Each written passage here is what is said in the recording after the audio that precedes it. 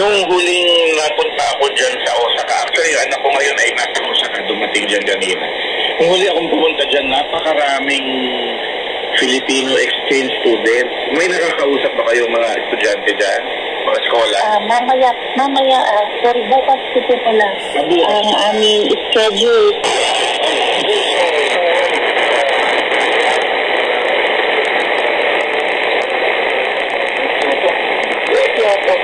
And you said meron kayo mga ginawa mga activities kayo?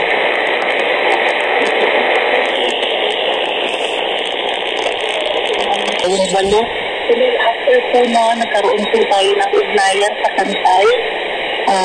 Actually, ito po ay ina-attenda ng mga leaders po ng mga Filipino community.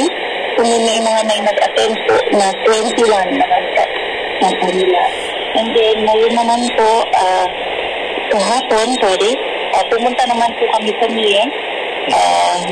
Specifically,